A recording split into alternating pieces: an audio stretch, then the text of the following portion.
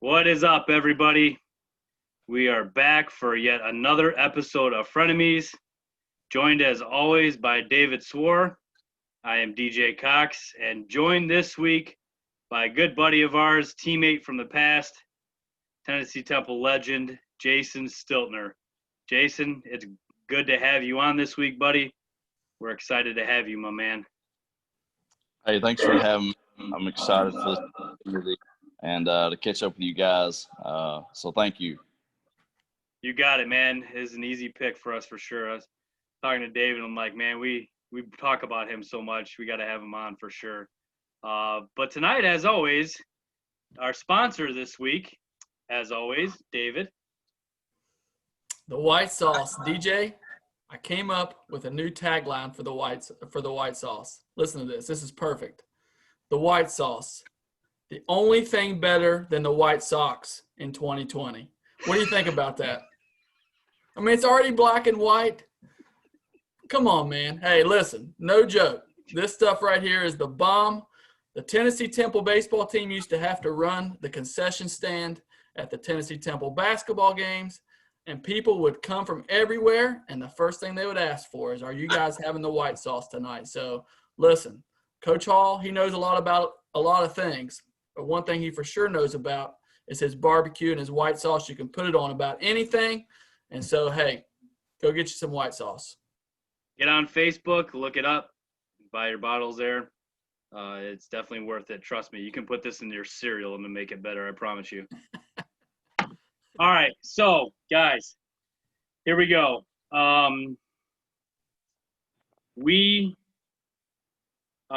gotta ask you guys first off. Did either of you watch Game 1 of the Stanley Cup Finals? I mean, come on. It should have been number one priority over baseball that night. Really? DJ, No? who is in the Stanley Cup Finals? Exactly. Who? I heard that today. Like, I was listening to the radio, and I heard I was like, who are these teams? What? Come on, man. This is the second best sport there is. You guys got to tune in, man. Come on. DJ, What's wrong with both of you? When there were no sports and hockey came on, I tried. I gave it a few minutes. I just don't get it, man. I don't get hockey. You're gonna have to tell me, like, what is it that makes I would honestly rather watch tennis. Oh, come maybe not on. golf. Come Yeah. on. Give me some Pete Sampras instead of hockey. Out of here. You're I mean, killing me. The best thing about hockey is that Carrie Underwood's husband plays it. That's the only good thing I can think that's good about hockey. For sure. Oh, wow. Hey, does That's a Wayne good Gretzky still play? Wayne Gretzky? Yeah, does he still play? No, I'm Well, just kidding. He doesn't. No, I'm just I kidding. guarantee you if he did, he'd still be better than almost all those guys for sure. So seriously, let's talk about it. We got a couple seconds here. Who is in the Stanley Cup Finals? We'll just be quiet and let you talk here for just like a minute. Dallas Stars and Tampa Bay Lightning. Game 1 went to Dallas 4-1 over Tampa. It's going to be a good series. It's weird that there's hockey in September, but everything's weird. It kind of sneaks up on you. You got to watch it, man. It's weird, no fans. Everything's weird, but it's the Stanley Cup Finals. So it's the one thing that kind of pushed me away from the Cubs this week was the Stanley Cup Finals. They're playing again right now. You know, I got a recording, and I'll watch it to fall asleep tonight, Game 2. So it'll be done before you know it. I'm pulling for Tampa, hoping Tampa Bay gets the W. Blackhawks got out of it in the second round this year, so that wasn't too much to root for as far as that goes, but it'll be fun. Tune in tonight. You guys need to become hockey fans. That's one thing I don't like about either of you. I want to call that segment right there things no one cares about. So we'll have a segment like that every week, and you can talk about hockey for a minute or two. All right, I'm sorry. Back to baseball. All right, so guys, the Pirates, the Diamondbacks, the Rangers, and the Red Sox are the only teams who are eliminated from the playoffs going into the last week of the season. That's pretty cool. Every team's going to make 60. We were a little worried about that. Looks like the Cardinals are going to fall too short. I did hear tonight if they those games mean something. They're going to play those two against Detroit probably on Monday. So then hopefully they can get to 60 as well and make it fair. But first off, as we always do, David, I'm going to kick it over to you, buddy. We're going to get our Yankees update for the week. Go for it, my man. So, DJ, you know how it feels to say something really stupid and then have to eat your words, because we still have to bring up the Angels every week. So I am going to admit that the dumbest thing I probably ever said was that the Yankees should fire Aaron Boone. So Aaron got the message. Apparently I pumped him up. And from Monday to yesterday, they were just about undefeated. They lost a game yesterday, but they had won 10 straight, DJ. Absolutely on fire. And it had to do with getting a bunch of guys back. The pitching is stabilized. Luke Voigt has 21 homers. He would be on pace to break Roger Maris's record had they had a full season. Clint Frazier is tearing it up. He's up to 8 homers. My boy J Happ, DJ, 3.25 ERA. It's going to be so interesting to see if the Yankees let him walk or not. They have a $17 million option. He has been ticked off ever since they skipped him a few times. Garrett Cole's got his ERA back down to 3. Davy Garcia looks to be a stud, although he did get bombed yesterday. I got to talk about this. You know how bad I've been hating on Gary Sanchez, right? Well, he woke up this week, and he hit 3 homers, 3 consecutive days. But to top it all off, our backup catcher, DJ, hit 3 bombs in one game. Pretty cool. So the Yankees won 20-6 that game. The next game, they won 13-2. Then they won 10-7. Then they went to Boston, won 6-5, won 8-0, and then lost on Sunday 10-2. So the Yankees were 13-0 before Sunday against the Red Sox over the last couple of years. Pretty awesome. Total domination. And so it's been a pretty great week. DJ LeMahieu is tearing it up. And if it wasn't for my boy Jose Abreu, Luke Voigt might be MVP. But Abreu, DJ, 335. He is, I think, leading the league in RBIs, second in homers. He's the MVP, buddy. I'm sorry. That's just how it is. But it's been a great week to be a Yankee. They hopped the Blue Jays. They're back in second in their division. I believe they're in the 4th playoff spot now. So I'm feeling a lot better about my Yankees. My question to you this week was about the backup catcher. Where did this guy come from? I've never heard of him. No clue who he is. Who is this guy? Kyle Higashioka is how you say his name. He's just a journeyman catcher. He's been stuck behind Austin Romine for the last few years. But he does have a pretty decent bat. He hits for power, not much average. Pretty good backup catcher, but he shouldn't be starting. The only person that should be replacing Gary Sanchez is my boy JT Realmuto, and that's what we're pulling for. You can dream big, man. I understand. All right, cool. So here we go. We will go with the Cubs now. All right, here we go. So the Cubs are now 31-22 overall and just pulled off a win tonight. So 32-22, 3rd best team in the National League behind the Dodgers and the Padres. And they are the number 2 seed right now. They are over the Braves, Stiltner. They're over the Braves, just barely, but they are over the Braves right now. We own the tiebreaker over the Braves as well, so that's a good thing going into last week. Currently, the Cubs would match up with the Phillies if the playoffs started today. The Cubs went 3-2 this week. They had a Monday off and Thursday off. Tuesday, they got a 6-5 win over the Indians. Happ was 2 for 5. Rizzo 3 for 4. Kipnis 2 for 4. Darvish 7 strong innings, only allowing 2 earned runs. He was awesome. Lindor had 4 ribbies for them, including a game-tying home run in the 9th inning when it was 5-3 in favor of the Cubs. He tied it up off of Jeffress, who's been lights out all year. We get back-to-back hit-by pitches from Contreras and Maben ends up getting the walk-off hit-by pitch. We win 6-5 over the Indians. Pretty good game. Exciting. Wednesday, we win 3-2 over the Indians. Baez is 2 for 5 with a ribby. Maben's 2 for 3 with another ribby. Lester only gives up 2 earned in 5 innings, what could have been his last start at Wrigley Field. This was tough. Lester signed a 6-year deal with the Cubs after the Red Sox. He talked about it a lot after the game. I saw a couple different interviews with him. He talked exclusively about how tough that was with no fans in the stands, being his last start at Wrigley. That felt terrible for him. I really did, because he needed to go out with an ovation. He deserves that. I'm not sure they're going to re-sign him for a year or two after this year, but he needs to get re-signed, and I'm not sure that's going to happen. So we'll see. But it definitely could have been his last start. He was definitely emotional. He pitched great. He's one of the best free agent pickups in Chicago Cubs history, just being honest. They talked about that a lot. He's number 1 all time in free agent pickups. Without him, we don't win the World Series. So that's a big thing right there. So it's going to be interesting to see what they're doing with him in the offseason. 5 relievers from there shut the Indians down. And in the bottom of the 10th, Javi Baez took an outside pitch that he strikes out about 100 times out of 101, and he slapped it to left field for the game winner. He's definitely been struggling, but he's also crazy on the base paths. He's had a great week this week.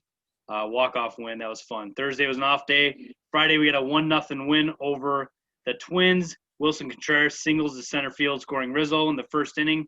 And Kyle Hendricks dominates for 8 innings, 10 Ks, 3 hits allowed, and only 1 walk. He was awesome. Jeffress had a tough ninth, walking 2, but ended up closing it out. Pitcher's duel between Rich Hill and Kyle Hendricks. Former Cub went toe-to-toe with Hendricks. Hendricks, fortunately for us, came out on top. Contreras was the star, 2 for 3.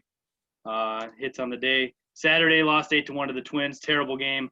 Not in this game from the very, very bad outing from the beginning. Hayward was 3 for 3. Bodie had the lone RBI. Alec Mills was okay, going 6, allowing 4.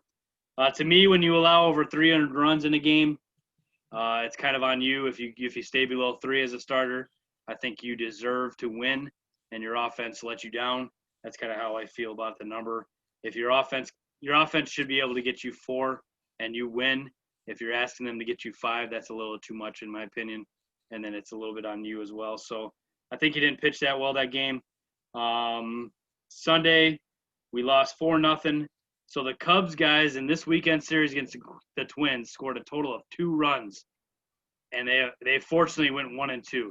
They got lucky to win one of those games, scoring 2 runs in the entire series. So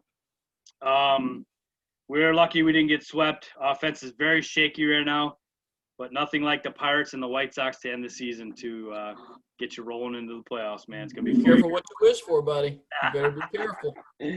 So here's our bats, man. We're struggling going into the playoffs a little bit here.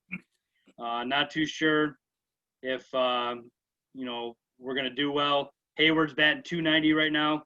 Happ is at 264. Kipnis 260, Maven 250. Contreras 247. Caratini 235. Horner 232. Rizzo 212. Bodie 208. Baez 205. Bryant 197. And Schwarber 190, guys. That is terrible. That is terrible. And to think that this team is so far ahead in first place kind of blows my mind. And a lot of it is we have had great pitching, and we've been hitting the home runs when we need to. And that's about it, because these guys just cannot hit. And it's been frustrating, and it was real frustrating against the Twins this weekend. I don't know if you guys saw this. Schwarber got benched in the 3rd game for a hot dog and a ball. There was a rare triple to left field. He sort of semi-hustled to it and made him a strong throw.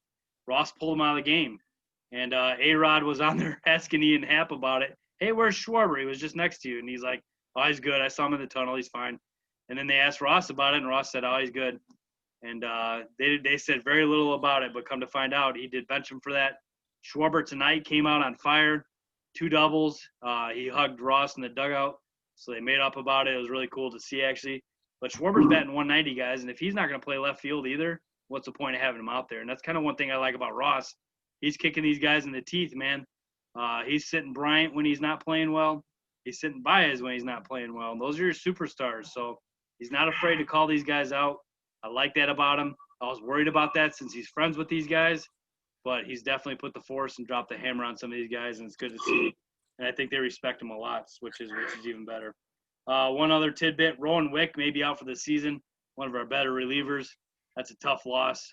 We're hoping that Osich, who we picked up at the last second here at the trade deadline, will help us out, and we'll go from there. So, couple of weeks was pretty fun.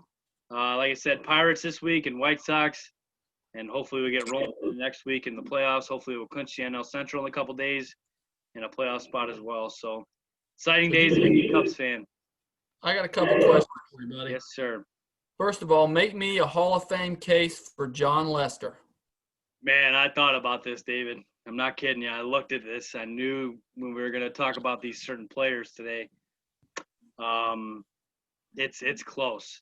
It's really close, and I want to talk about that a little bit because in a little bit with a bunch of guys that we have in their group. So let's hold that thought because you're exactly right about Lester being in the mix with some of these guys we're going to talk about later. So very good point. What's your other question, buddy? So did Yu Darvish's last start cost him the Cy Young Award? Another good point. I had that written down, actually. I'm not sure he's going to win the Cy Young because of his last two starts now. The one he just had, he gave up 4 earned. The one before, he gave up 3 runs in the first inning. I think he might have lost it. There's a lot of guys that are tight right there. It's going to be tough and very interesting, and hopefully, like, we sit down when the season ends on Sunday, next Monday night maybe, and kind of look at who our picks will be for all these, and that'd be a lot of fun to do. So I think, like you said, he might have lost it. He's got one more start against the White Sox, so hopefully he dominates them and maybe can get back on track, but he definitely hurt his case a little this week, no doubt. I hear you. So, Stiltner, I can't wait to hear from you, buddy. Give us the Braves update. Well, in the last 10 games, the Braves are 6-4, currently winning 5-4 right now. Although a little error or a little cute play that cost the Braves 2 runs. It was 5-2, now 5-4. Nonetheless, they're a team that they hit the ball pretty well over the last 10 games. They hit a little snag when they played the Orioles. They won 1, lost 2. Seemed to be picking it back up against the Mets, picking up 2 wins and 1 loss. And then tonight against the Marlins, currently 5-4. Freddie Freeman is absolutely on fire. The case could easily be made, for an MVP for the National League. And Ozuna, man, that guy is just – you talking about timely hits and just home run after home run. I was watching the other night when they were playing the Boston, and he crushed 3 home runs in one game. And I'm telling you, the last one he hit, I don't know if that ball has landed yet. And then they called it a 436-foot shot. Man, I'm telling you, that thing was like 490. But anyways, maybe not. But, Max Fried, possibly Cy Young nominee anyways, been pitching really well. And then Ian Anderson, very solid. I think he's 3-1 since being called up. Wright was 0-4 to start the year, got demoted, got recalled, and has been 2-0 since being recalled. Maybe some bad news. Hamels imploded, and now he's out for the season. So, we'll see. Braves overall, they have a good hitting team, pretty solid defensive team. I was looking up something earlier. To me, to win championships, it comes down to pitching and defense. Don't get me wrong, offense sells tickets, and I think the Braves are going to find themselves in trouble in this regard. And when it comes to defense, and pitching, they're giving up 4.75 runs per game while giving up 8 hits per game. And when you look at like Cleveland, they're giving up 3.3 runs per game, 7 hits per game, 2 walks per game. Big difference. But nonetheless, I think the Braves stand a chance. So we'll see how it all shakes out in the next few games. Like the Yankees are 9-1 in the last 10 games. Braves are 6-4. Right now it's the time to be peaking. I don't know if they're peaking. But hey, listen, you don't ever count the Braves out. They have an offense that will put up some serious runs. What was it? Just a week or two ago, they scored 29, 28, which is one shy of a major league record, or maybe they tied the major league record. So decent pitching with a couple of really good pitchers, but I'll say this: their bullpen stellar. If the starters can go 5 innings and you get them to the bullpen, you can just about say that game's over. And a decent shot at making a run to the World Series, I guess. I mean, they're no Dodgers, they're no, but you know what? Either we're the Nationals. Yeah, for sure. So, So that's my Braves update. Again, Freddie Freeman, that guy's incredible to watch play. So, enjoy watching. But I've got a question for you guys regarding the Braves. Yeah. What are the chances the Braves sweep the awards, MVP, Cy Young, and Rookie of the Year? Pretty high, right? Ooh. Christian Pache. For sure. I mean, I possibly. think of Christian Pache, Jason. Stud, right? Do I now? Sorry. Christian Pache, the rookie, he's doing pretty well. Ian Anderson. Yes, for sure.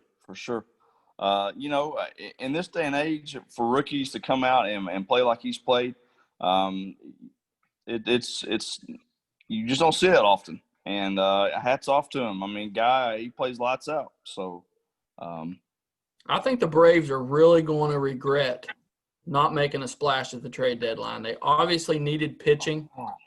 Yes. And they went and got Tommy Malone, which is whatever. They needed like a guy that could pitch in the playoffs. Yes. And I think that's really going to bite them. I think they are definitely built to win this year. If I'm a Braves fan, I would have been really upset at that.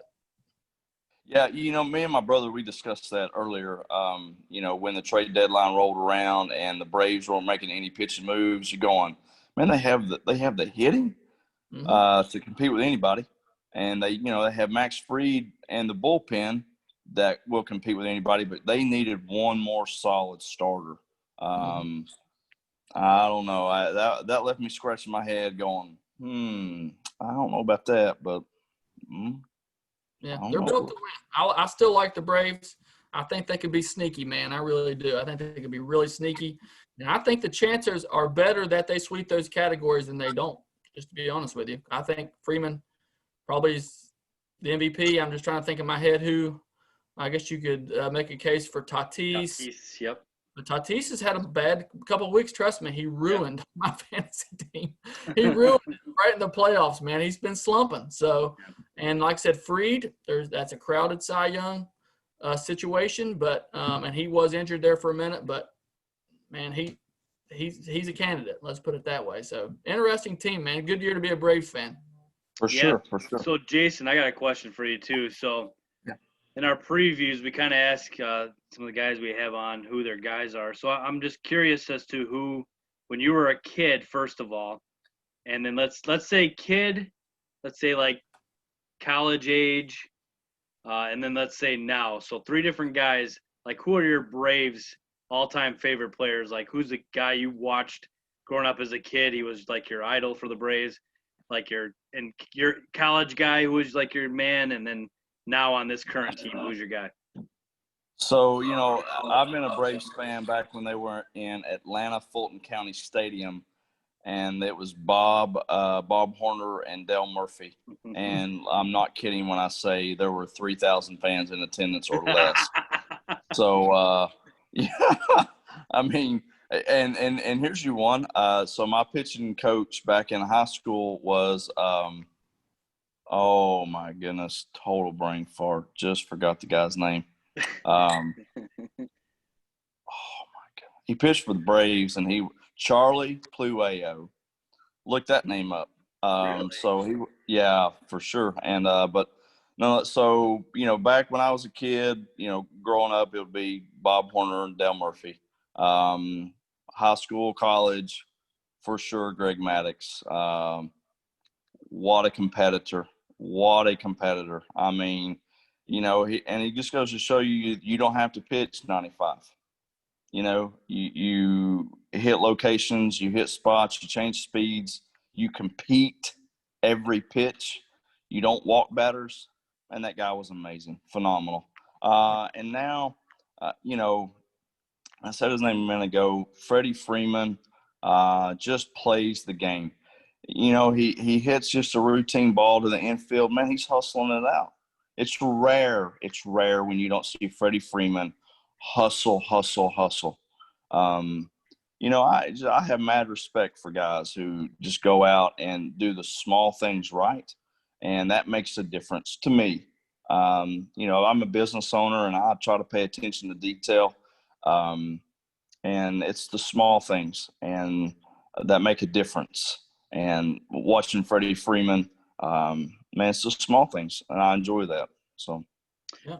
Awesome, man. So we're gonna kind of get off the Braves now a little bit and go to you personally, Jason. We're excited, like I said earlier, man. We're excited to have you on.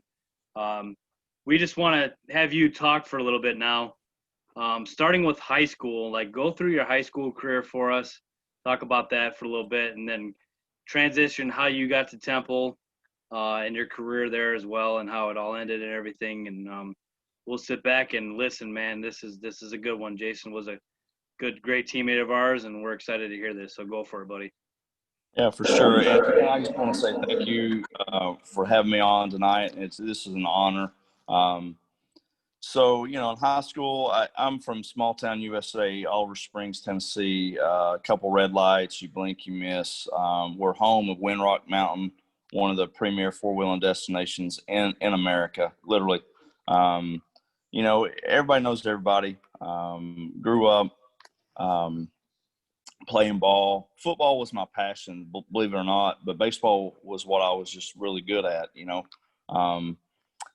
Got to high school, didn't even know I could pitch, and got thrown in a game midway through my freshman year, and I was like, holy smokes, what am I doing out here, And so led to, 4 years or 3.5 years of starting, and it was exciting. My senior year, I was 10-2 with 12 complete games, like 150 strikeouts, had a ERA less than 1.5 for the whole year. Went to the state tournament. Was exciting. Got offered a scholarship by Liberty University at first. Went up there for a semester. The coach who recruited me stepped down that summer, and a new coach had taken over. So it didn't take long to understand there was a difference of philosophy. So Coach Templeton, during the state tournament my senior year, he reached out to me and, always stayed in contact. And so after being at Liberty for just a semester, I knew it wasn't for me. Even though it was a dream, was the first Division I athlete to had come through Oliver Springs and signed scholarship. That's pretty cool. But it just goes to show you, hard work pays off. And the good Lord blessed me, and because if you look at me, I'm 5'10", right? I'm just your average Joe, and nothing stands out about it except my work ethic was, I was at the field 7 days a week, literally, not figuratively, literally.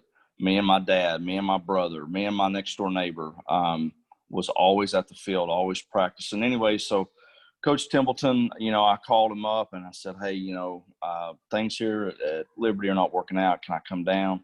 And he said, man, I told you, I told you when I saw you back at the state tournament, I'd have a place for you. And still to this day, I stay in contact with Coach T. He's truly a mentor of mine, a godly man, a great man. And I learned a lot from him, and I appreciate him. So come down to Temple. I played on teams like summer ball, the Knoxville Stars, Farragut Thunder. My senior year, the Farragut Thunder had eight players that signed with the University of Tennessee. That team was incredible. Rob Delmonico came to almost play that summer. And, I believe that summer I went 4-1 as a starting pitcher at some of the biggest showcase tournaments in America. It was unbelievable. I was 16 years old, played in the CABA World Series in Chicago, Illinois. Well, that was cold. August, and it was snowing. That was 1995. Anyways, so it would get down to Temple, and it was an eye-opening experience because I was used to playing at the highest level, competing at the highest level with guys that were just incredible, and then wow, it was the first year was a shock. Let's just say that, and a good group of guys. I love them to death. I still, I was telling you earlier, I try to keep up with a lot of the guys, and I still text and talk to and hike with and whatnot. But then, so the first year didn't go nearly as I'd planned. I had more losses than wins. Pitching wise, that never happened ever. Was humbling to say the least. And but my sophomore year had gotten better. I can't remember the exact totals. And then between my sophomore and junior year, I talked to a MLB recruiter around this area, and a black gentleman who's a super nice guy. And I asked him, what's it going to take to go to the next level? What's it going to take to get drafted into the major leagues? Because I was always a dream of mine. It was always a goal of mine. Even though I was 5'0", I saw what Greg Maddux did, and I knew that if Greg Maddux could do it, I could, right? And that was my mindset. And so between my sophomore and junior year, I worked religiously hard. I mean, I was at the field 5 nights a week throwing. I never really worked out with weights, but calisthenics, push-ups, pull-ups, sit-ups, jumping rope, running. I was doing all that. I developed a third pitch. I got to the golden mark of hitting 90 miles an hour pitching. And I thought, okay, here we go. We go into that fall ball. I believe I went 3-1 or 4-1 or 3-0, 4-0. I can't remember. But I remember that fall was incredible. Was very excited. Was hitting 88, 89 consistently, hitting 90 miles an hour occasionally. And I thought, okay, here we go. This is hopefully going to take us to the next level. And then a freak injury, tore my rotator cuff in the weight room, and I didn't even lift weights. Yeah, I was just going with a buddy, Donnie Cruz, good friend. He was like, hey, I need somebody to spot me. And, I was like, man, I'm a competitor. I thought, man, he can throw up 250. I can throw up 250, right? And no, I couldn't. And I tore my rotator cuff. And so that spelled the end of my career. And but I enjoyed my time at Temple. I love Coach T. Still talk to him, like I said, keep up with a lot of the guys. And I'm thankful for the memories that I have and the opportunity I had to play. I hate that I didn't get to play my senior year, but so that's it. Well, Stiltner, I remember coming in as a skinny little 155-pound freshman from West Virginia, and one of the first things I noticed was that you were a competitor and you could bring the gas. But even more than that, Stiltner, you have legendary calves. So if you could show our listeners these things, I'm not joking. I thought he put something in his socks. I'm not even kidding. Look at those suckers. They look like biceps or something. I've never seen anything like it. There you go, baby. I just remember standing behind you. You always wore the high socks, and I kept thinking, am I seeing things? Like, what is going on? They were massive, but we talked about this a little bit off air. One thing I remember about the one fall I got to play with you was we swept our arch rivals, Lee University, in a doubleheader, and I just remember I didn't understand what that meant until later on. And what it meant was we were pretty good. Yes. We Yes. really missed not having you in the spring, and we had several injuries we had to deal with in the spring. I went out pretty early, probably about halfway through the season. Joe Friend ended up getting hurt towards the end of the season. But, Yep. man, I've always wondered, me and DJ have talked about this a lot, what that team would have done had we had you. And I've actually got another question to ask you. Me and DJ have talked about this a lot. So, having been around that one fall, you could hit. Yes. Yeah. So why Yeah. didn't you stick around post-injury and just hit? That's a good question. To be honest, whenever the injury took place, because I knew if I was going to go to the next level, that it would have been because of pitching. It wouldn't have been because of hitting. I love to hit, and in the high school, I was a 400 hitter. Led the team usually in home runs, RBIs, stuff like that. And in college, I enjoyed hitting. But whenever I tore my rotator cuff, I'm not gonna lie, I just mentally I checked out, and I just wasn't in a good place. And I'm not going to say it was Coach T's fault or Coach Hall's fault. I don't know. Nobody really reached out to me, and I kind of became an introvert and really kept to myself. And I battled some mentally, emotionally demons, so to speak. Now I will say this. I'm 41, almost 42. I've never had a drink of alcohol. I've never taken a drug or anything illegal like that. So thankfully, I've never battled those demons. But just mentally, after I tore my rotator cuff, spiritually I wasn't in a good place. Mentally, I wasn't in a good place, and I just,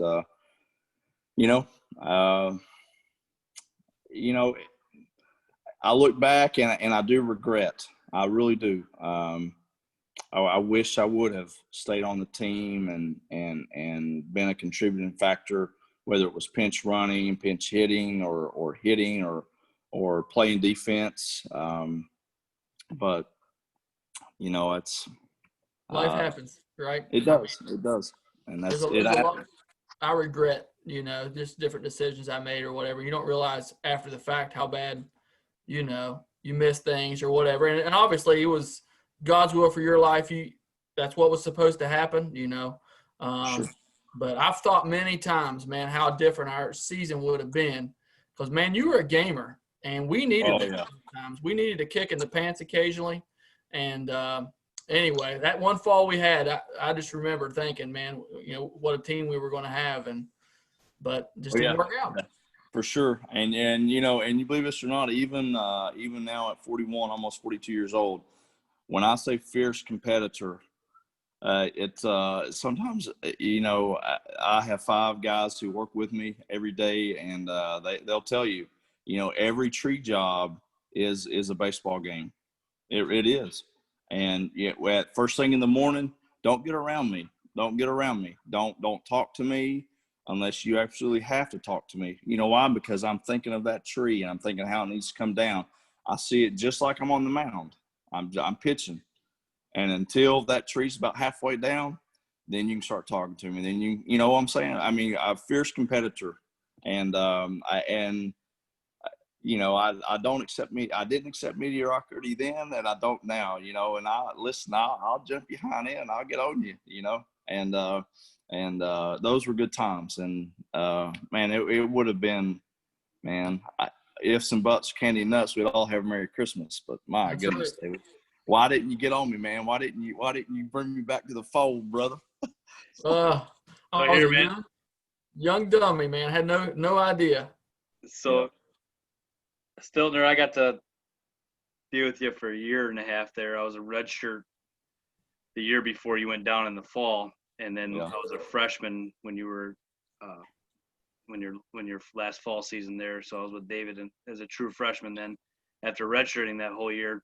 And I didn't get to start till my sophomore year, and then I started the last 3 years, so I didn't really get to play behind you very much. However, throughout all that year I was redshirting, we got to face each other a lot when we were practicing and stuff. And let me tell you, man, that ball of yours just sunk, man. It was heavy, and it was nasty, man. And like David said, man, if we could have had that rotation in place if you were healthy my freshman year, which, like I said, I wouldn't have been a big part of or anything, but we would have had a huge pitching staff that year and a really good team. And I always wondered that too, man, because if you would have, you probably would have struggled coming back for the spring season after that rotator. But the following year, there's no doubt in our minds when you would have been doing something, DH and playing a different spot over somebody whose names will be not mentioned. But just seriously, there was no doubt in our minds that you would have started and contributed and been a big part of that team as well. So, man, it's just a shame and like I said, we've all got situations like that. You're not the only one. We've all got things that we look back on and thought have done this or that. So we understand it. We're not like blaming you or anything like that for it. Just so you know that it's just like, man, what could have been for sure. Oh yeah, for sure. Yeah. So I know, man. I'm with you. Yeah. Talk about and I'm going to bring David on this a little bit too, because I can't remember too much if David was in on this or not, but talk about the padded room we had when we were in college and some of the legendary fights that would go on in there. So the padded room, man, that was UFC before UFC really got big, right? And so what we did in Martin Dorm was we took all the excess beds, the mattresses, and we put in one room, and we called it the padded room. And we would use it for wrestling matches, right? And I'm talking, it got fierce. I mean, it got fierce in the padded room. And if there was any aggression you needed to take out, or if there was any, if you had something against somebody and you needed to settle it, you went to the padded room. And so now, again, you all have stated I was a fierce competitor. I still am a fierce competitor. And I'm not the biggest guy, but I like to win. And so we'd get in that padded room, and there wasn't too many times I got beat. But I'll say this, there was twice I got it handed to me. And John Nelson, if you're watching this, Mr. Iowa basketball player, John Nelson, who could play the violin, and I thought you was a girly man. Oh, no, son. Oh, God, no. Yeah. Oh, son. I mean, I had him in a leg lock, and I thought I had him good. And I'm talking, I slipped, and, man, when I did, he absolutely brought the pain. I'm talking the pain. I mean, oh my word, I couldn't tap fast enough. And the only other one that I remember getting hammered on was our RA from Martin First. And I can't remember this guy's name, and I wish I could. He was a tall drink of water from Hickory, North Carolina. He was in seminary, had glasses. This guy was as white as Casper, right? Raised on a farm. And I thought – and you know what, I would antagonize this guy, and I would run my mouth to him, and I just wanted to get him in the padded room one time because I wanted to prove my manhood, right? Well, one day he stepped in there, and he didn't, and then typically we'd take our shirts off, right? Nope, he didn't take his shirt off. He left it on. And I thought, I'm getting ready to take care of this old boy. And I'm going to tell you about 30 seconds into it, son, I'm telling you, I grabbed the Matterhorn by the horns, and I'm talking, he absolutely pulverized me. I'm talking pulverized me. I was about 30 seconds into it, I thought, this is the dumbest decision I've ever made in my life right here. And I'm talking, he absolutely took me to the woodshed and beat me like I was a redheaded stepchild. DJ, do you remember who this guy is? Do what? After I was he was asking done. DJ if you remember. Go ahead. After he was done, he walked out of the room. He didn't say a word. He didn't run his mouth. He didn't brag. He didn't do nothing. But I'm going to tell you right now, this is honest truth. From that day forward, whatever he asked me to do, I did. I was always to church on time. My room was always clean. He never had one problem with me after that. I thought, man, if he with me like that in the padded room, there's no telling what this guy could do to me. I said, boy, but those were good times. It was good times in the padded room. So, David, Awesome. were you ever a part of that at all? No, as a matter of fact, my freshman year, I was in Phillips every year until the year they made us switch to Martin. I don't know if you remember that or not. Yeah. But I was never, and that's what I'm saying. I was so naive. I didn't know these guys. I remember coming to practice and I didn't know anybody that was there because everybody was in the other dorm. Daggone Morgan wouldn't let me ride in the same van with the older people. I'm bringing that up again. I'm still bitter about it. But I was stuck in that freshman van, and so it was like these guys are from another planet over here. And I remember, man. this is no joke, I felt like a complete outsider that whole time. And I just didn't know where my place on the team was.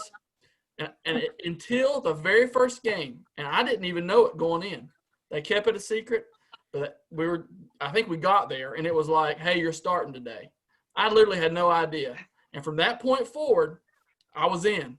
But up to that point, I was out. I dreaded coming to practice and hearing those rednecks scream and holler. I mean, I'm a redneck, okay? But hearing Shelton just riding me and Morgan, I hated those guys. Morgan's the only guy ever at Tennessee Temple that I hit on purpose. On purpose. I just let him have it. I don't care. I didn't even care anymore. So anyway, that's my little Temple story. Guys, I'm sorry. I definitely buzzed Steve Shelton before too, like I said, that just wasn't me. But you can only take so much, right? Chad Omby, that's another guy. Chad deserved it. Chad deserved anybody hit him, man. Oh my gosh, that guy. Oh man, never mind. He get me fired up too. But anyway, so back to the padded room. I tell you this, David. I'd go in there too like a lunatic, and Coach Templeton and Coach Hall would have absolutely killed us, Stiltner, if they knew we were doing this. They would have killed us if they. Because this was intense. This was like no joke. This isn't like, okay, let's have a referee and controlled. This is all out brawls. And, it was. And so, about two guys that I would never step into the ring with. I wanted nothing to do with Stiltner or Howard. I said no way to either of those. But man, I loved destroying Jason Morgan in that room. I loved every second of that. And Stiltner, as my witness, knows that I beat him every time. There's no way he beat me. I got him. I was excited. That was all I wanted to get out of that. So I was pumped about that. So that's what I remember most about the padded room, man. It was a lot of fun, but we would have got destroyed by our coaches looking back on that. Oh, yeah. We were doing that kind of stuff. Sure. Man. Yeah. That's awesome. I missed that. Yeah. No, you're probably thankful you didn't. Probably a good thing, because I don't know how we avoided getting hurt real bad in that song. No kidding. I mean, how did somebody not get a broken something or stitches or, oh my god, or worse? Yep. It was violent in that room. But that was violent. That was full out UFC without the punching, I think, man. It was crazy. It really was. It was UFC without the punching. Before UFC, well, yeah. I got to bring up something right here. I probably shouldn't bring this up, because I know this never happened to you, Stiltner, but when I finally graduated to the non-freshman van, they used to do this thing where, DJ, I know you were a part of it, and I didn't realize what was going on, and once I did, it was like, nope. You know where I'm going with this, DJ? Oh, yeah. They used to try to rip your pants off. And they'd get it. Oh, yeah. Yeah. And I was in the back of the van one time, and I remember it was finally my turn. And I thought over my dead body, is this going to happen today? And anyway, I just remember swinging. I didn't care who I was hitting. And finally, it got backed off. But, DJ, I remember you did the same thing, man. It was like, it's not happening. But that was definitely a Jason Morgan thing. Am I right? That's totally a Jason Morgan thing right there. That was an all Jason Morgan thing right there. And I'll tell you what, man, and I love Caleb, and this isn't, to throw him under the bus or anything, but they were coming at me for that too, and Morgan we were going after Caleb, I should say, and Caleb wasn't having it, and so he let me have it one time in the eye. I remember that. and lit my eye up pretty good. And I had to tell Coach, that somebody gave me an elbow, and when I exited or whatever, I didn't want to throw him under the bus, but man, I got a little bit too out of hand there sometimes. So anyway, I don't know why they laid off of me after that, but anyway, yeah. I thought I'll die first. I don't even care. I must have missed that somewhere along the way. I don't know. You were too big. They picked on the guy that was 155 pounds and 5'7", so that was the problem. Oh, I just All remember right, guys. like Howard dancing on tabletops, stuff like that. So transitioning now back to the baseball. So I wanted to bring this up to you guys. Doc Gooden and Tommy John. Okay, two guys right on the border. Zach Greinke and Max Scherzer were the guys we talked about last week. We're talking Hall of Fame here. Those four guys, Jason, what's your opinion as far as Doc Gooden and Tommy John in particular, and maybe a little Max Scherzer, Zach Greinke? What do you think about those guys' careers? Are they Hall of Famers in your book? I would say, man, Doc Gooden, when I was growing up, man, that guy was just incredible to watch, Max Scherzer is one of the fiercest competitors there is in the MLB. I would say, and I don't know their exact numbers, the breakdown, but I'm telling you right now, if I'm a Hall of Famer or if I'm balloting, those guys are in for sure. David, what do you think, buddy? So DJ, Tommy John is inarguable. It's inarguable. 3.34 career ERA. He won 288 games. 288 games. And listen, I know the argument against him always is, he pitched for so long. He pitched well into his 40s. Well, guys that pitch well into their 40s, guess what? They're good. They're good. There's a reason people want them on their team. Mm-hmm. And to top all that off, he has his name is used more than anybody's name ever in baseball, because everybody has what kind of surgery. If you're a pitcher and throw 100 miles an hour, what are you going to have one of these days? You're going to have Tommy John surgery. And so this blows my mind that he's not in the Hall of Fame. I have heard it's because he wasn't a very likable guy, kind of a big jerk, and baseball writers weren't a fan, but that should not enter into this conversation. If you win 288 games in the major leagues and have a 3.34 ERA, if you had a 3.34 ERA in the major league right now, you know what that gets you? Probably about $20 to $25 million. That's what that gets you. He's a Hall of Famer. Doc Gooden, on the outside looking in, he was definitely on a Hall of Fame path. Cocaine ruined it. Yeah. For him. That's true. Yeah. Very sad. But he would have been a for-sure Hall of Famer. He won 194 games, and he had a bunch of lost seasons. And so he was the man. Probably would have been one of the best of all time. He had Bob Gibson comparisons back when he was young. He won Rookie of the Year. But I looked him up today, DJ. Only 4 top 10 Cy Young finishes. Only 4. That's just not good enough. I couldn't put him in. Yeah. Well, I agree with that. Here's my thing. So I do agree with Dwight Gooden.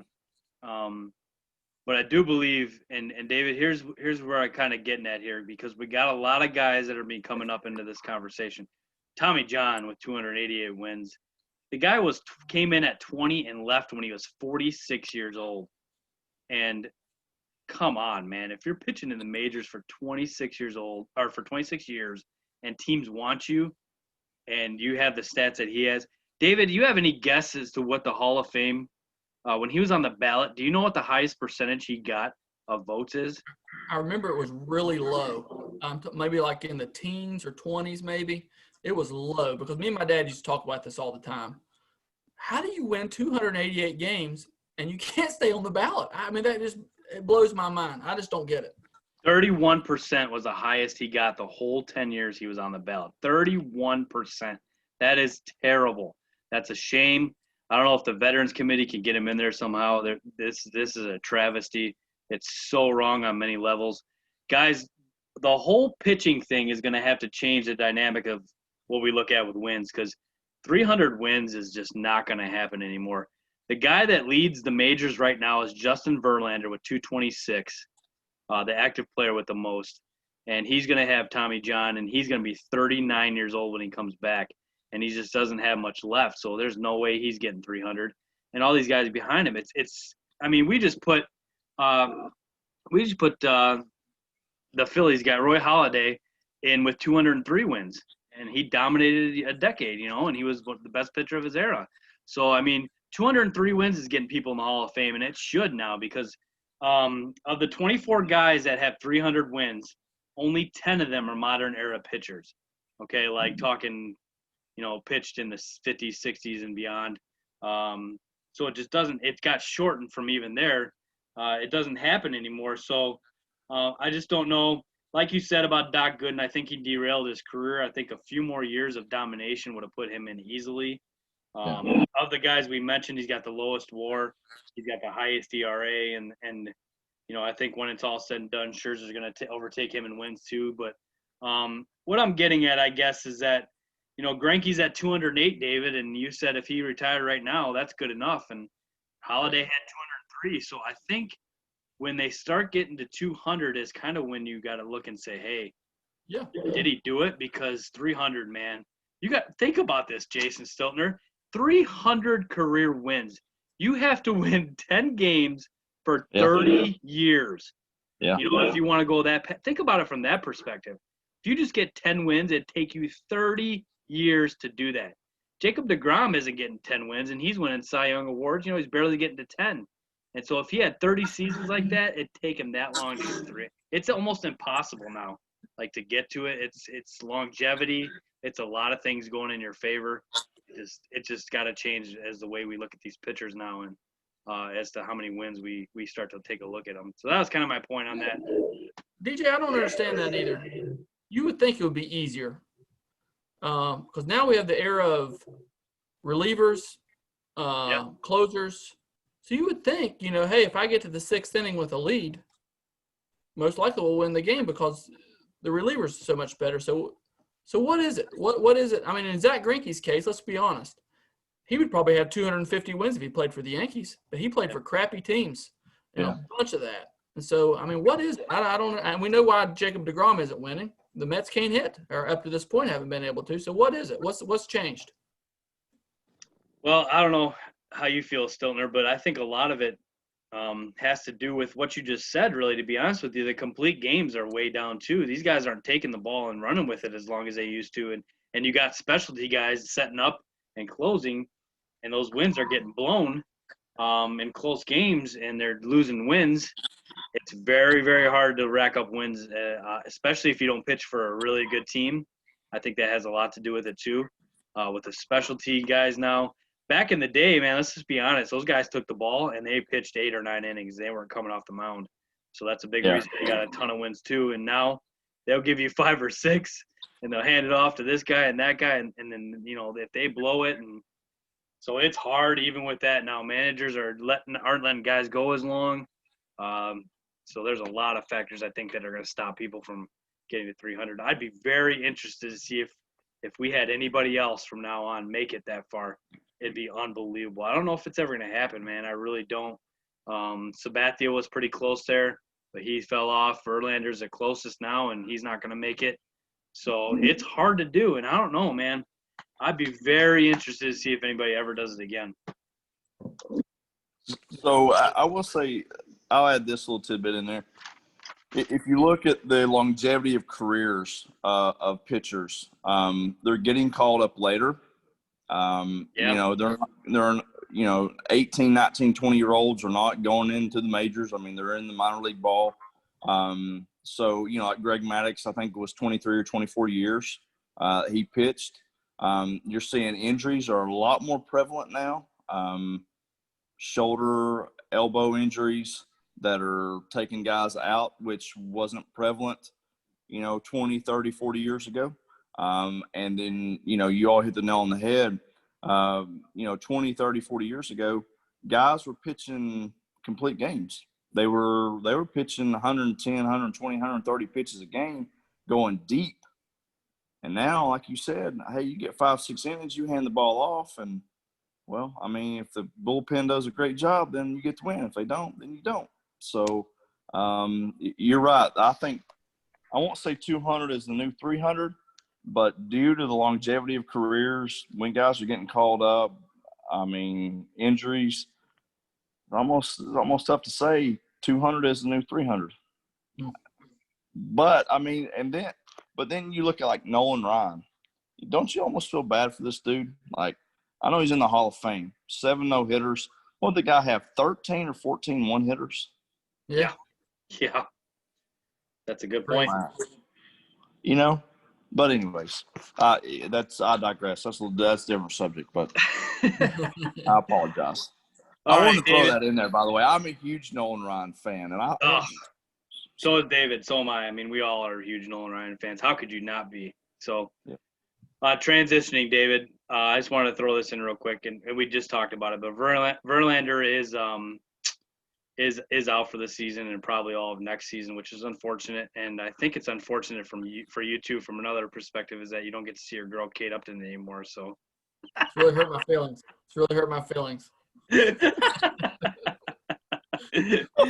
All right, man. So, guys, the other day, Josh Donaldson, I don't know if you guys saw this. He hits a bomb.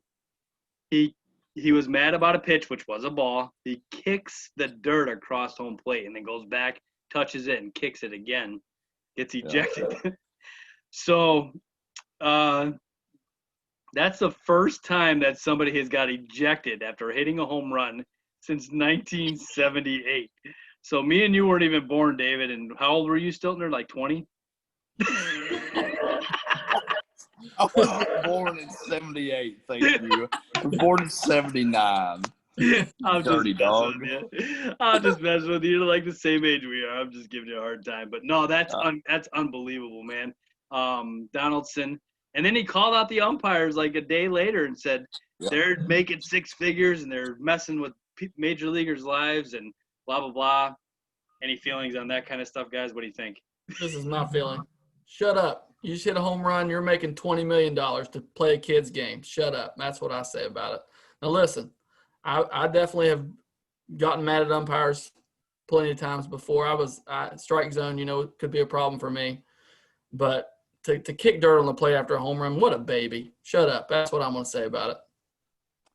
I'm gonna take the opposite approach. So, one of my things. Number one, I don't believe in chit chatting with the umpire. Okay, shut up and bat. Right. Yep.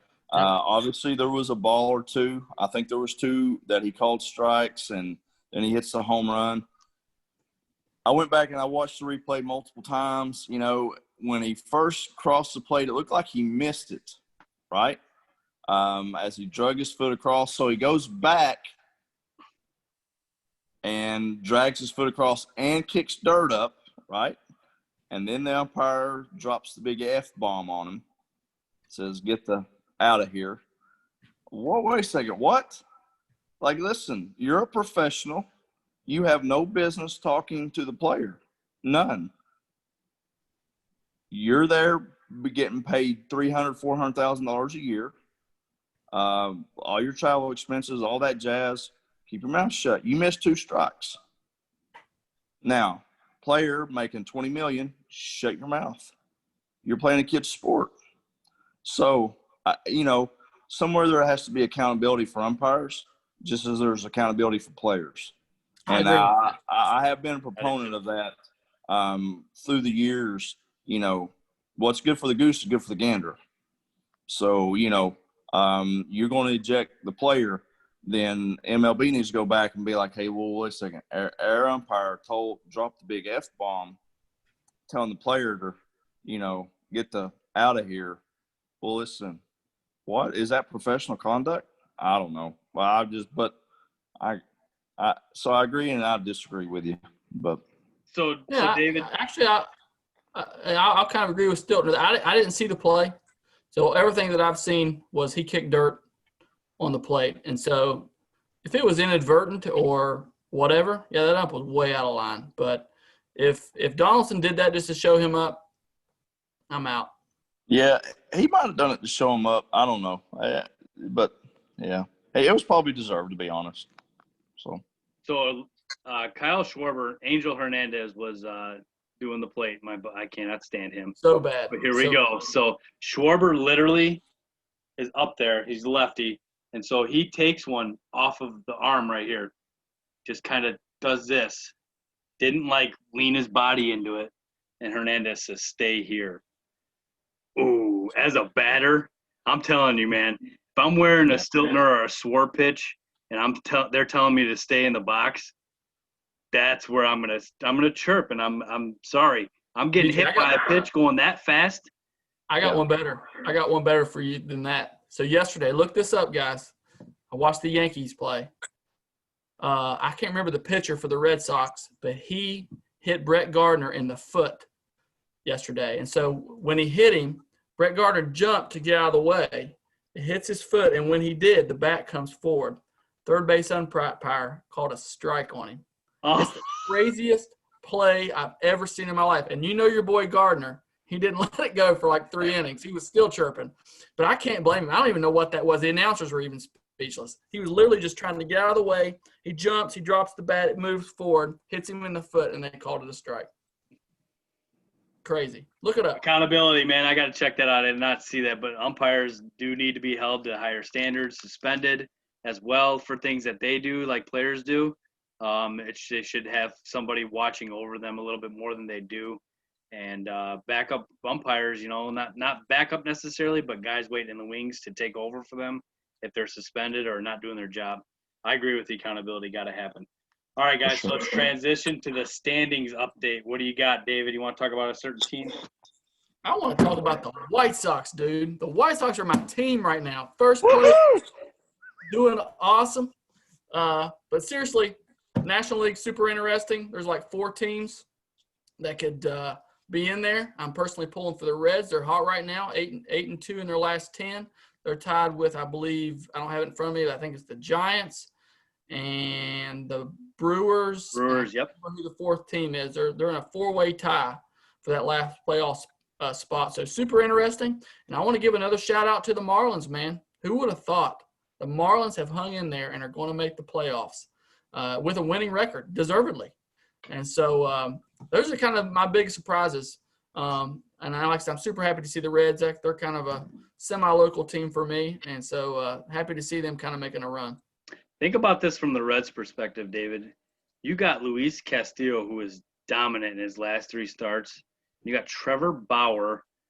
I'm not really on the Sonny Gray train anymore, but if you got those 2 guys and you're playing the Dodgers as the 8th seed, woo-wee, buddy. Woo-wee. I mean, the Dodgers are legit. Don't get me wrong, and they're in a class by themselves, but I promise you the Dodgers don't want any part of Castillo and Bauer. I promise you they don't want nothing to do with that.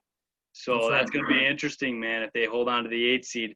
And, David, the Brewers are right there, unfortunately, man, and the Giants are out.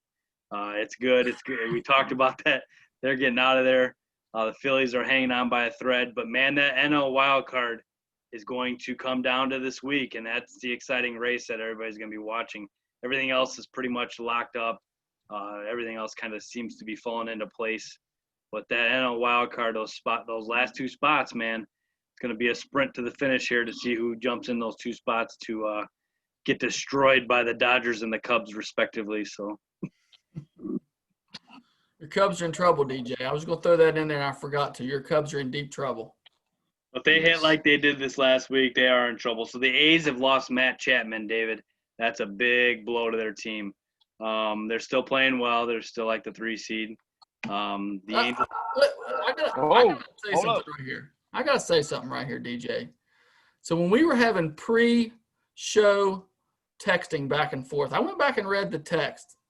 And here's your exact quote regarding the A's. You wanted to talk about the downfall of the A's. Stiltner, did you see that? Yes. DJ, are you rooting against him? He's been rooting against them all year. He has this fantasy land that the Angels are going to somehow hop everybody. Yeah. I'm telling you, since Chapman has gone down, Jake Lamb has stepped in his spot, and I'm telling you, the A's have just been marching right along, beating their drum. I mean, since Jake Lamb took over with Chapman, he's hitting 368. I mean, hello. Yeah. 368, one of the hottest hitters in the major leagues. I think the A's have been 6-4 the last 10 games. DJ's been watching too much listen, hockey, man. They ain't going nowhere. Yeah, you are. You're drinking a little too much of that Kool-Aid. You're letting the fact that the White Sox are one game better than your Cubs get to you, my friend. Wow. 2 games better. I'm sorry. Wow. That's going to change this weekend when we 3-game sweep them out of there. Bye-bye. Twins are going to win the division because of the Cubs, baby. Hey, DJ, got a question for you, my friend. Here you go. You ready? I'm ready. Hey, who has head-to-head, who has the better record between the Sox and the Cubs? All time? Yes. Oh, man. I plead the So fifth. I told you I had a stat for you, Big Daddy. Oh, I came ready. I plead the fifth. The White Sox own the Cubs. I don't know if the word Head-to-head. own is the right You're right. word. It's not own, but It's they like got a better one record. game. 64-60. I was going to say, it's like one game above being even here. Hey, and the one time they faced off in the World Series, the White Sox won. DJ, I'm so excited. I'm so excited for the White Sox to win the World Series this year. It's going to be awesome. Woo! Love it. You guys are absolutely killing me. Killing me, man. Hey, you didn't think you'd have a Ric Flair woo moment in this broadcast, did you? Oh, man. I tell you what.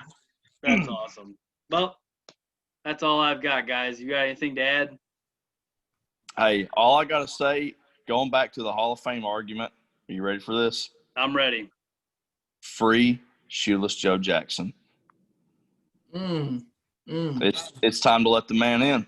Hey, David. I don't know if I can hop on board with that. David, don't shake your head no. Hey, the man's stats in the World Series were just the same or better than they were during the regular season.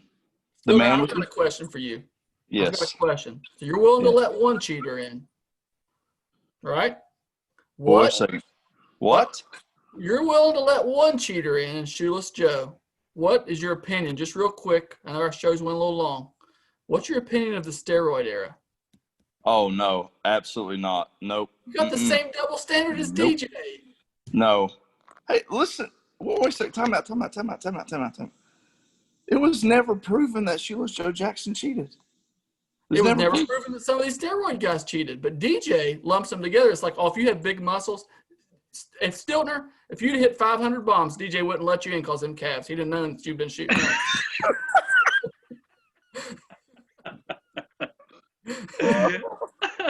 Oh, man. Those babies were natural, son. Oh, my gosh. That's unbelievable to me that you have that big of calves and you never lifted a weight in your life. I cannot believe that. That's just country boy strong right there, man. DJ's written you off. You're written out of the history books. That's awesome. You had to have been using roids. Put Shoeless Joe in because he cost the White Sox a World Series, so I love him for that. Put that bad boy in. I agree. He batted .375 in the World Series. He didn't do anything wrong. If a guy bats .375 in the World Series, he was not behind it. I'm sorry. .375, David. Yes. That guy was not messing around. .425 on base. He did not have. I'm not going to argue. He would totally be in if it was me. Pete Rose would definitely be in. Yes. Free Pete Rose. Free Pete, baby. Mark McGwire would definitely be in. I get out of here with Mark McGwire. Nope. Now you lose me. Sammy Sosa running in the outfield with the American flag. No. We need the mute button again. Yes, we do. Yes. Well, guys, this has been awesome, man. It's been a pleasure, Jason, to have you, man. We really had a good time tonight talking to you, catching up, man. It's been far too long. For sure. We've talked for sure. We'll have to keep in touch a lot better now that for sure. And thanks for joining us. And everybody out there, it's going to be a very, very fun week this week of baseball. We're going to wrap up the season on Sunday. A lot of races and a lot of seeds still up for grabs. Like I said at the beginning of the show, only 4 teams are out of it right now, so buckle up. It's going to be a lot of fun. Jason, thanks for joining us. David, as always, it's been a pleasure, my man. And to our 12 listeners out there, hopefully, because Stiltner's on here, we'll get up to 120 this week. We'd appreciate it. Tell all your friends, Stiltner. We love you, buddy. We're proud of you, man, and all the things that you're doing. You're a great guy. You got a great family. God bless your soul, my man. And thanks to all you for all you've done for us in all our lives and everything. And we will see everybody next week. Take care. Hey, thank you. Take care.